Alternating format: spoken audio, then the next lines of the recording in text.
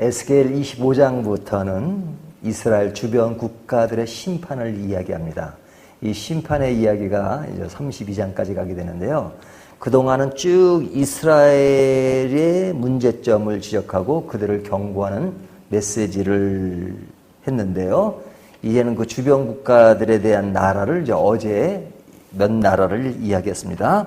근데 이제 오늘 26장부터 시작되는 이 나라는 여러 나라가 아니라 이제 두루라는 나라입니다. 두로라는 나라. 이 두로라는 나라에 대해서 어떻게 이야기하느냐. 지금 2절을 보면요. 인자야 두로가 예루살렘에 관하여 이르기를 아하 만민의 문이 깨져서 내게로 돌아왔도다. 그가 항폐하였으니 내가 충만함을 얻으리라 하였도다. 그러죠. 여기 감탄사가 나옵니다. 아하 그러죠. 만민의 문이 깨져서 내게로 돌아왔도다. 그러니까 나에게 기회가 왔다는 겁니다. 어떤 기회가 왔냐면 그가 항폐하였으니 내가 충만함을 얻으리라. 그가 망하게 됐으니까 나에게는 이제 기회가 왔다는 겁니다. 자, 어떤 기회가 왔느냐 하는 건데요. 1절을 다시 보시면 열한째 해 어느 날 초하루에 이 11째라는 것이 굉장히 중요합니다. 에스겔이 바벨론에 온 지 11년 된 해 이때가 언제냐면 BC 586년이에요. 그러니까 BC 586년에 뭐가 됐죠? 유다가 바벨론에게 망하던 해. 그러니까 이때 망한 것을 본 겁니다. 망할 때가 4월이었는데 지금 어느 달 그랬죠? 달을 얘기하지 않지만 아마 이것이 그 망한 것을 그들이 본 것 같습니다. 그러니까 이 두로가 유다에 망한 것, 유다가 망했다는 것은 북이스라엘을 다 포함한 거죠. 북이스라엘은 이미 100몇 년 전에 아수르에게 망했고 그 망한 그 나라가 함께 아수르에게 망했으니까 이스라엘이 망했다 이렇게 말할 수 있겠는데요. 그들이 망한 것을 그들이 보고 아하 그들이 항폐하여졌다. 이제 우리에게 기회가 왔다 하는 얘기입니다. 그러니까 이 두로라는 것은 굉장히 무역이 잘 된 곳이었고 굉장히 상업이 성행한 것이었는데 이스라엘이 망함으로 인해서 그 모든 기회가 자기들에게 더 상업도 잘 되고 모든 것이 잘 될 기회가 왔다는 이야기입니다. 그러니까 그들이 이제 이스라엘에 대해서 이렇게 말하자면 안 좋은 이야기를 한 거죠. 자, 이 안 좋은 이야기를 한 것에 대해서 하나님이 그들을 심판한다는 얘기입니다. 오늘 21절까지지만 사실은 다 그 내용이에요. 7절부터 14절까지 모습을 보면 바벨론을 통해서 그들을 무참히 무너뜨릴 것이다 하는 얘기입니다. 굳이 다 읽지 않아도 그냥 여러 가지 표현이 됐지만 그들이 바벨론에 의해서 무참히 무너진다 하는 이야기를 하고요. 19절부터 22절까지는 그 나라가 영원한 죽음의 도시가 될 것이다 하는 이야기를 합니다. 그리고 15절부터 18절까지를 보면 그들이 무너지는 것을 보고 주변 나라들이 두려워할 것이다 하는 이야기를 하는 겁니다. 자, 그 나라가 무너지는데 왜 주변 나라가 두려워할까요? 이 두로라고 하는 것은 그 어느 지역에 되면 이스라엘이 있으면 제일 북쪽에 있습니다. 북쪽 왼쪽으로 바닷가에 있는 거죠. 근데 이 두로라는 것은 굉장히 아주 자연 환경이 좋은 곳입니다. 솔로몬이 성전을 지을 때 레바논에서 뭘 보내줬죠? 나무를 보내줬죠. 백향목. 그것이 두로예요. 그러니까 레바논입니다.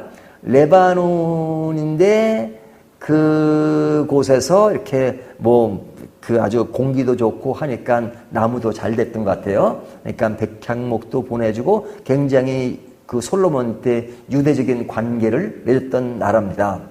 근데 이 나라가 이스라엘 북쪽에 있으니까 사실은 이스라엘과 거의 붙어 있는 거죠. 그러니까 이스라엘이 누구한테 늘 공격을 받았냐면 아수르와 바벨론에게 공격을 받았죠. 또 밑으로부터는 애굽의 공격을 받았습니다. 그러니까 이 이스라엘은 늘 공격을 받는 위치에 있었어요. 공격을 받는 위치에 있었다는 것은 뭐냐면 그것이 다른 곳으로 진출할 수 있는 하나의 좋은 지점이 되었다는 겁니다. 그러니까 밑으로는 에그, 위로는 아수르, 바벨론, 옆으로는 암몬, 모압, 지금 요르단이죠.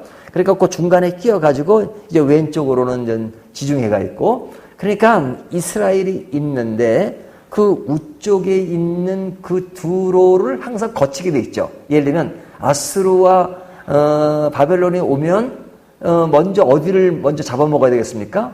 두로가 먼저 길이니까 잡아먹어야 되잖아요. 그러니까 이 위치가 항상 공격을 받는 그 문턱에 있으니까 항상 이 나라가 어려움을 당해요. 아수르에게 어려움을 당해서 그래서 뭐 거기다가 누기난 거 바치고 또 바벨론에게도 꼼짝 못하고 바치고 오늘 예언처럼 바벨론에게 망할 것이다 라고 이야기한단 말이죠. 근데 재밌는 사실은 그들이 늘 그런 지리적으로 그 공격을 받는 위치에 있지만 땅이 점령되진 않아요.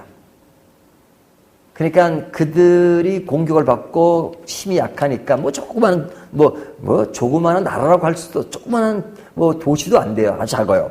근데 그들이 힘이 약하니까 먼저 우리가 항복하면 그냥 너는 우리에게 항복했으니까 매년 뭘 바쳐라 이런 얘기하면 바치겠죠. 근데 땅을 공격을 받지 않았다는 얘기는 뭐냐면 이 두로라고 하는 것은 그 이스라엘 북쪽에 땅도 있지만 그 땅으로부터 800m 떨어진 것에 섬이 있습니다. 섬. 그러니까 800m 떨어진 섬이니까 그냥 눈에 보이는 거죠. 눈에 보이는 겁니다. 근데 그 섬이 굉장히 커요.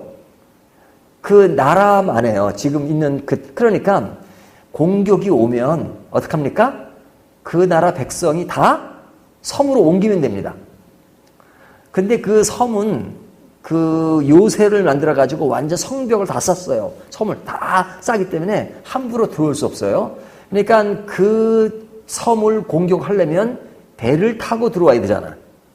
걸어서는 못 오니까, 섬이니까.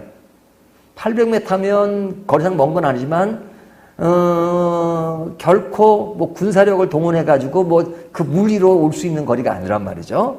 그러니까 바벨론이고 아수르고 어떤 나라든 간에 그 나라를 차지하지 못했어요. 땅을 점령하지 못했다 이거죠. 왜? 특수한 섬이기 때문에. 물론 그 땅, 육지에 있는 땅은 점령을 당했지만 그러나 점령당해도 그 나라 백성이 얼마 되지 않으니까 그냥 다 그래 옮기면 돼요. 옮기면 이쪽은 뺏겨도 섬은 뺏기지 않으니까 나라가 뺏기지 않는 거죠. 좀 일부는 뺏기지만 그러니까 항상 그 성은 누구도 공격할 수 없는 땅이라는 인식을 가지고 있었어요. 그 나라 사람들도 그랬고 또 주변 나라도 그것은 뺏을 수는 없는 땅이라고 생각했단 말이죠. 근데 오늘 본문의 말씀을 통해서 다른 주변 나라들이 그 나라가 무너지는 것을 두려워한다 그러잖아요. 그러니까 이 두로가 언제 망했냐면 실제로 바벨론에게 공격을 당하고 했지만 땅은 뺏기지 않았다 그랬잖아요. 하지만 결국은 이 나라도 그로부터 세월이 지나서 BC 333년에 그리스의 알렉산더에게 이 섬이 점령을 당합니다. 근데 어떻게 점령을 당했냐? 이 알렉산더라는 사람이 대단한 사람이죠. 800m인데요. 800m 길을 만들어버렸어요. 그러니까 그 정주영 씨가 그걸 잘했죠. 이렇게 이제 땅을 메꿔가지고, 그냥 그렇게 용사 짓는 땅으로 만든 것처럼 그 800m의 참 그 시대에 어떻게 그렇게 했는지 모르겠어요. 그 800m에 그냥 그 흙을 갖다 붓고 해가지고 그것을 그냥 길을 만들었어요. 그러니까 섬이 아닌 거지. 다리를 만들어 버렸으니까. 오늘날처럼 다리를 갖다가 이렇게 그 바다 위로 한 게 아니라 그냥 바다에 그냥 그 흙으로 덮은 겁니다. 그러니까 육지가 돼버린 거죠. 섬이 아니라 육지를 만들어 가지고 말을 타고 공격을 해 들어가 가지고 그거를 점령했습니다. 그때가 BC 333년입니다. 그러니까 그리고 좀 완전 망한 거예요. 그리고 두로는 없어졌습니다. 물론 지역은 있고 지금 레바논에 속한 나라지만 그러나 그때 다 멸망을 했다는 겁니다. 그러니까 그 사람들이 그 당시만 해도 굉장히 그것이 상업화가 잘 되고 그 다음에 또 아주 상업 중심지에 있는 이스라엘에 무너지면 자기들의 이익이 온다고 해서 지금 아하 그러면서 지금 그들을 비아냥거렸던 것에 대한 심판을 받게 될 것이다. 그 심판이 이루어진 것을 이야기하는 겁니다. 여기는 그리스 알렉산더까지 얘기하지 않지만 그러나 그때 완전히 무너지고 말아요. 바벨론에게는 지리적인 것 땅은 뺏기지 않았다라는 말씀을 드릴 수 있어요. 자, 그러면 이제 오늘 본문이 주는 메시지의 포인트가 뭐냐? 이겁니다. 별거 아닙니다. 별거 아닌 건 아니죠. 그렇게 뭐 어려운 주제가 아니란 말이죠. 그 주제는 간단해요. 남이 망해서 내가 잘 되는 것이 옳지 않다는 겁니다. 그러니까 저 사람이 망하니까 내가 잘 되기를 바라는 그 심보, 그것은 좋은 게 아니죠. 또 반대로 내가 잘 되기 위해서 남이 망해야 된다라는 그런 자세를 가지면, 생각을 가지면 옳지 않은 거죠. 지금 두로가 가진 생각이 바로 그런 것이었단 말이죠. 아유, 누가 뭐 남이 망하는 것을 보고 내가 잘 되기를 바라겠습니까? 하지만 그렇게는 생각 안 했지만 실제 생활 가운데 그런 요소를 가질 때가 참 많아요.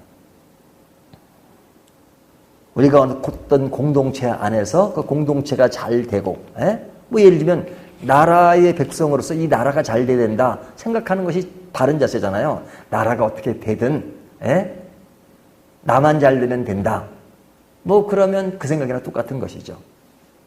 나라는 나와는 전혀 관계가 없는 겁니다. 이 세상이 어떻게 돌아가든 뭐 세상에 뭐 공기 문제, 그다음에 그 환경 문제 뭐 이런 것들이 있는데 그거야 뭐 내가 사는 거 뭐 100년 동안 내가 있는 위치에는 뭐 아무런 지장이 없는데 그냥 세상에 사는 동안 나 혼자 잘 살다가 가면 되지. 세상이 어떻게든. 그리고 전체를 생각하지 않고 이제 나만 생각하는 것. 그러니까 세상이 어떻게든 나는 내 길을 간다. 좋은 의미에서 그런 의미가 아니라 나쁜 의미에서 쓴다 그러면 똑같은 생각이죠. 그리고 내가 잘 되기 위해서는 누굴 짓밟아야 되고, 그리고 남이 안 돼야지만 내가 잘 된다는 생각을 가진다면 두로가 가졌던 생각과 똑같은 것이죠. 그런 것에 대해서 하나님은 너희를 심판할 것이다. 그 심판의 구체적인 내용들이 굉장히 무서워요. 그러니까 오늘 주는 메시지가 우리가 아무리 상대방이 원수 같고 뭐 한다 할지라도 그런 것에서 돌이키기를 바라고 바로 되기를 바라고 그런 마음을 갖는 전제에서 어떨 때는 원망을 얘기할 수 있고 불만을 얘기할 수 있지만 그가 곧 망하는 것이 내가 살 길이다 이렇게 생각한다면 이들이 가졌던 생각과 같다 하는 겁니다. 그래서 오늘 제목을 남의 불행을 기회로 삼는 비극, 그렇게 제목을 정했습니다.